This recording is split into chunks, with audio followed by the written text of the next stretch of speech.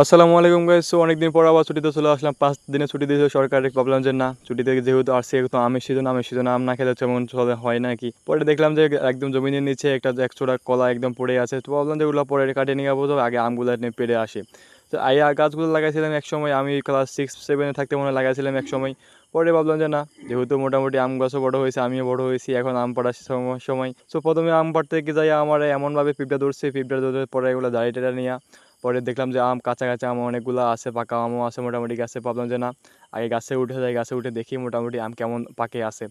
পরে পাম্পা করে শাসা করে গাছে উঠে গেলাম, গাছে উঠে দেখি যে আম মোটামুটি অনেকটা ঝুলে আছে, অনেকগুলো পেকে আছে, একদম হলুদ হলুদ হয়ে আছে। পরে একে একে করে আম পড়া শুরু করলাম, একদম একদম লাল হইয়া হলুদ হইয়া কী যে একটা অবস্থা। পরে কি খুশি, তো আমি একদম ফার্স্ট টাইম অনেক আমার নিজের গাছ থেকে, নিজের রোপণ করা গাছ থেকে নিজেই আম পাড়তেছি। এটার থেকে বড় আর খুশি কি হইতে পারি নাকি। পরে অনেকগুলো আম পাড়লাম, একদম কাঁচা পাকা অনেকগুলো আম ধরছে, মোটামুটি গাছটা মোটামুটি অনেকটা বড় হয়েছে। আর আমগুলোর সাইজও মাশাআল্লাহ অনেক, মানে অনেক ভালো। আর আমগুলো মোটামুটি আমি খেয়ে দেখলাম অনেকটা মিষ্টি। সো কালকেও আম্মু মোটামুটি এই গাছ থেকে অনেকগুলো আম পেড়ে নিয়ে গেছে। কালকে আম্মু নিয়ে যাওয়ার পর মোটামুটি আজকেও আমি গাছে নিচে থেকে দেখলাম যে মোটামুটি অনেকগুলো আম একদম পেকে লাল হলুদ হয়ে আছে। সো ভাবলাম যে এইটা নিয়ে যাই, কারণ এখন তো প্রচুর পরিমাণে রোদ পড়তেছে, রোদ পড়ার কারণে কিন্তু এই সময়টাতে আম যা ছিল কাঁচা সবগুলো পেকে একদম হলুদ হয়ে আসতেছে।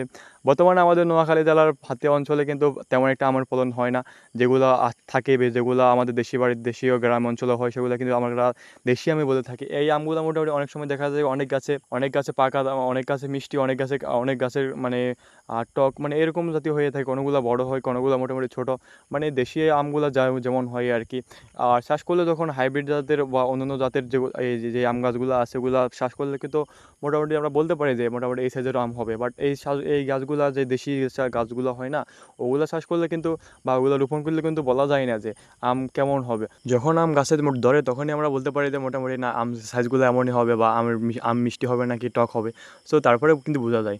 সো মোটামুটি আমি গাছের উপর দুই একটা পোজ দিয়ে দেখলাম যে না, আসলে ভালো লাগতেছে গাছের উপরে। অনেক দিন পরে আসলাম, তো এমনিতে গাছে অনেক চড়া হয় না তেমন একটা, আর আমি গাছে চড়তে মোটামুটি অনেকটা পছন্দ করি। আম গাছ, লিচু গাছ, কাঁঠাল গাছ, এগুলো চড়লে কী মজা হয় সেটা যারা গ্রামের কাছে থাকে তারাই বুঝতে পারে। সো মোটামুটি আমি আম নিয়ে চলে আসলাম, মোটামুটি গুনে টুনে দেখলাম যে 9টা আম পাড়লাম মোটামুটি।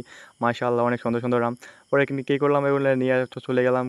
আর এটা হলো আমাদের পুকুর পাড়ে পুকুর না, এটা আসলে পজিটিভ ধরতে পারি, কারণ পজিটিভ পাড়ে মোটামুটি আম গাছ, নারিকেল গাছ, সুপারি গাছ সবগুলোই আমি লাগাইছিলাম, কলা গাছ, সব রকমের আম গাছই আছে। পরে এখান দিয়ে একটা আম দেখলাম যে একটু পিচ্ছিয়ে যায়, দেখুন একদম পিচ্ছিয়ে, এটা কই থেকে আছে, ওগুলো পেকে একদম হলুদ হয়ে আছে। পরে এটাকে নিয়ে নিলাম, নিয়ে নেওয়ার পর আলহামদুলিল্লাহ মাশাআল্লাহ অনেকগুলো আম পেড়ে নিয়ে এলাম। মোটামুটি আম পাড়া শেষ। তো ভিডিও শেষ মোটামুটি। সবাই ভালো থাকবেন, সুস্থ থাকবেন, আল্লাহ হাফেজ।